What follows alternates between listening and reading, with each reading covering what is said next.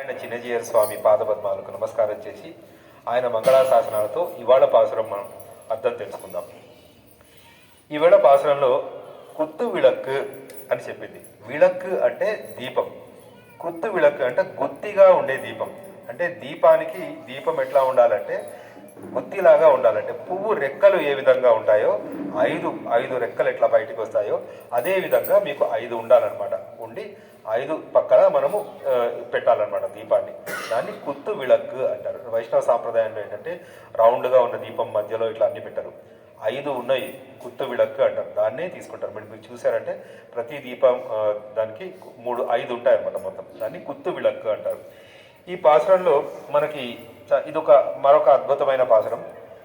నిన్న మనము అమ్మని నిద్ర లేపాము. ఇవాళ మనకు ఒక ముఖ్యమైన ఘటన ఏంటంటే నీలాదేవి శ్రీకృష్ణ పరమాత్మ ఇద్దరు ఉన్న భవనం దగ్గరికి వెళ్ళామన్నమాట. వీళ్ళిద్దరూ ఒక చోట ఉన్నారు. వీళ్ళిద్దరూ సాక్షాత్కారము జరిగింది. శ్రీ నారాయణ ఇద్దరూ ఉన్నారనమాట. ఈ పాసురంలో మనము ఇద్దరిని మేల్కొల్పుకుందాం. మొదటిసారి ఇద్దరిని మేల్కొల్పుతున్నాం అనమాట. ఈ పాసురం అర్థంలోకి పోతే శ్రీకృష్ణుడే మరియు నీలాదేవితో అమ్మ సంభాషించుచున్నది. కృష్ణుని విశాలమైన వక్షస్థలము కలవాడు, నీలాదేవి విశాలమైన కాటుక కన్నులు కలది అని సంబోధించుచున్నారన్నమాట.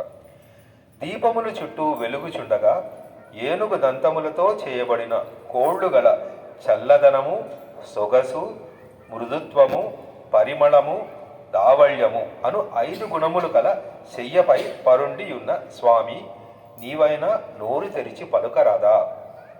విశాలమైన నేత్రములు కల నీలాదేవి పరిమళములు వెదజల్లు పువ్వులను గుత్తులు గుత్తులుగా నీ సిగసులో ముడుచుకొని ఉన్న నీవు నీ స్వామి ఎడబాటు ఒక్క క్షణమైనను విడువకున్నావా? ఇది నీకు తగునా అని ఇవాళ పాసురంలో స్వామివారిని అమ్మవారిని ఇద్దరినీ లేపింది. ఇప్పుడు స్వామివారు పడుకున్న మంచము ఎట్లాంటిది అంటే దానికి 5 లక్షణాలు ఉన్నాయంట ఆ మంచం పైన. ఒకటి ఏంటంటే చల్లదనము, సొగసు, మృదుత్వము, పరిమళము, దావళ్యము అను 5 రకాలు. అందుకే మనం కుత్తి విళక్కు అంటే ఆ 5 మూలలు ఉన్నది మనం తీసుకుంటాం అనమాట ఎప్పుడైనా మనం. ఆ తర్వాత స్వామివారిని విశాలమైన వక్షస్థలము కలవాడు అని చెప్పింది అనమాట. విశాలమైన వక్షస్థలము అంటే ఆయన హృదయం అంత విశాలమైనదనమాట. ఒకసారి మనం ఏదైనా అడిగితే ఆవావాయ్ నంద అరుళేలో రెంపావాయ్, నువ్వు నన్ను పిలుస్తున్నావా అని పరిగెట్టుకుంటూ వచ్చి మనకి స్వామివారు మన బాధలు తీరుస్తారంట. దీని గురించి మనము గజేంద్ర మోక్షంలో చెప్పుకుంటాం అనమాట. గజేంద్రుడు ఒకసారి నదిలో స్నానం చేయడానికి వెళ్తే పరమ భాగవతోత్తముడు గజేంద్రుడు ఆయనని ఒక మొసలి కాలు పట్టుకుంది. మొసలికి నీళ్లలో ఏనుగు కన్నా బలం ఉంటుందట.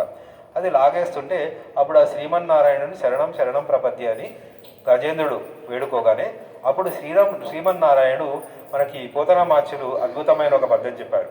సిరికిన్ చెప్పడు శంకి చక్రములను చేదోయి సంధింపడు, ఏ పరివారంబుల జీరడు అభ్రాకపతిని వర్ణింపడు, ఆచంద్ర తారార్కుణం సొక్కనొప్పడు గజ ప్రాణాభిలాషి అని చెప్పారన్నమాట. ఆ శ్రీ మహావిష్ణువు వైకుంఠంలో ఉన్నప్పుడు పక్కన సిరి అంటే శ్రీ మహాలక్ష్మి ఉంది. ఆమెకి చెప్పలేదు, పరివారానికి చెప్పలేదు, ఎవరికి ఏం చెప్పకుండా అట్లాగే వైకుంఠం నుంచి పరిగెట్టుకుంటూ వచ్చి తన భక్తుడిని కాపాడడానికి వచ్చాడట. అట్లాంటి ఉదారమైన విశాలమైన మనస్తత్వం కలవాడు మన స్వామి అని అమ్మాయి వాళ్ళు చెప్తుందనమాట. ఈ కథ మనం చెప్తున్నప్పుడు ఒక చిన్న కథ కూడా చెప్పుకోవాలి. పోతనామాచ్యులు ఈ భాగవతాన్ని అనువదించినప్పుడు, సంస్కృతం నుంచి తెలుగులోకి అనువదించినప్పుడు పోతనామాచ్యులు బావమరిది శ్రీనాథ మహాకవి రాజమండ్రిలో వాళ్ళు ఉండేటప్పుడు శ్రీనాథ మహాకవి ఈ పద్యం చదివారట. చదివేసి, ఏమయ్యా బావగారు, ఇట్లా దేవుడు అంటే మరి ఇట్లా ఉంటారా? అంత తెలిసిన ఆయన మరి ఏమీ చేయకుండా అట్లా పరిగెట్టుకుంటూ రావడం ఏంటి? ఏటో నాకు ఈ పద్యం ఏమీ అర్థం కాలేదు అంటే, పర్వాలేదు బావగారు కూర్చుందాం అనేసి సరే భోజనానికి అందరూ కూర్చుంటారంట. కూర్చోగానే బయట నుంచి ఒక ఆయన గట్టిగా అరుస్తాడు, అయ్యో శ్రీనాథ మహాకవి అబ్బాయి బావిలో పడిపోయాడు అని. అనగానే భోజనానికి కూర్చున్న అవకాశం చేసిన శ్రీనాథ మహాకవి వెంటనే పరిగెట్టుకుంటే ఆ బావి దగ్గరికి వెళ్ళిపోతాడంట. దగ్గరికి వెళ్తే అప్పుడు వెంటనే పోతనామాచులు వచ్చేసి, బావగారు మీ అబ్బాయి బావిలో పడిపోయారు అంటే ఒక నిచ్చెనన్నా తెచ్చుకోవాలి, తాడన్నా తెచ్చుకోవాలి, భోజనం చేస్తున్నాడు మధ్యలో లేవకూడదు, ఇవన్నీ ఆలోచించకుండా అట్లా ఎట్లా పరిగెట్టుకుంటూ వచ్చారు అని అడుగుతారంట. అయ్యో అంటే అప్పుడు ఇది స్వామివారు ప్రేమ అట్లాగే ఉంటుంది అని పోతనామాచులు శ్రీనాథ కవికి చెప్తారన్నమాట. ఈ విషయం మనం విశాల హృదయం, స్వామివారి విశాల హృదయం చెప్పుకోవడానికి ఈ కథ చెప్పుకోవచ్చు. ఆ తర్వాత మనం నిన్ననే చెప్పుకున్నాం, పరమహంస పరివ్రాజకులు చిన్నజీయ స్వామి, త్రిదండి చిన్నజీయ స్వామి అంటారు. ఆయన 3 దండాలు పట్టుకుంటారు. ఒకటి ఏంటంటే జీవాత్మ, రెండవది పరమాత్మ, మూడవది ప్రకృతి.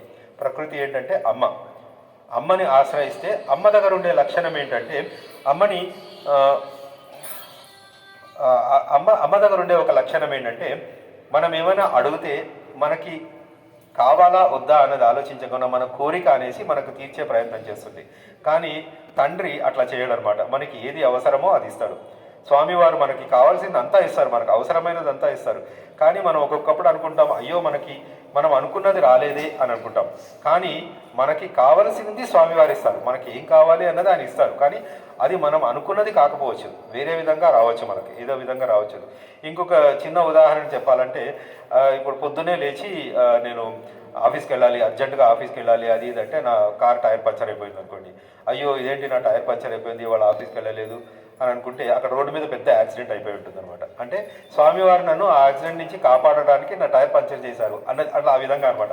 మనకి ఏం కావాలి అన్నది స్వామివారు ఇస్తారు. మనం ఏమేమి కోరుకున్నాము అనేది ఒక్కొక్కప్పుడు మనకు రాకపోవచ్చు. ఆ విషయం కూడా మనం చెప్పుకోవాలి. ఆ తర్వాత ఇంకా మంగళ దీపం అంటే లక్ష్మీదేవి అనమాట. నిన్నటి పాసురంలో మనం అనుకున్నాం లక్ష్మీదేవి. నిన్నటి పాసురం మనము ఉందమొడగడతో నోడాదు తోల్వడి అని ఆ పాసురం రోజు అనుసంధానం చేస్తే లక్ష్మీదేవి కటాక్షం కలుగుతుంది అన్న విషయం మనము చెప్పుకున్నాం అనమాట. అదే మనము నారాయణ అని ఎప్పుడు అనం, మనం కేవలం నారాయణ అనం, శ్రీమన్నారాయణ అంటాం. శ్రీని ఎప్పుడూ చేర్చే నారాయణ అంటాం.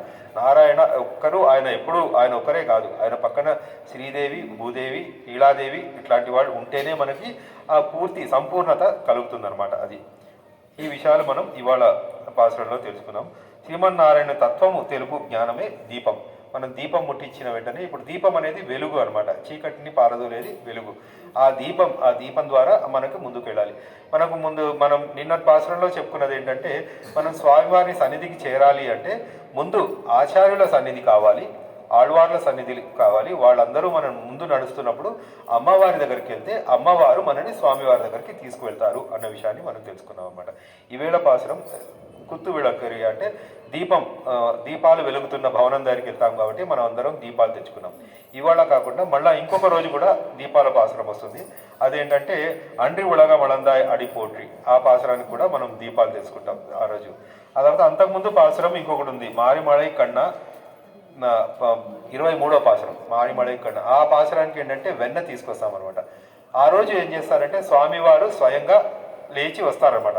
ఆయన దర్శనం అంటే ఆయన నడుచుకుంటూ రావడం, ఒక సింహంలాగా నడుచుకుంటూ రావడం, వచ్చి సింహాసనం పైన కూర్చోవడం, ఇవన్నీ మనం చూస్తామన్నమాట. అందుకోసం ఆ రోజు మనము వెన్న తీసుకొస్తాము. ఆ రోజు వీలైతే సాలగ్రామం తీసుకొస్తాను నేను, స్వామివారి సాలగ్రామం. అందరం దర్శనం చేసుకొని తిరుమంజనం చేద్దాం ఆ స్వామివారికి. జై శ్రీమన్నారాయణ.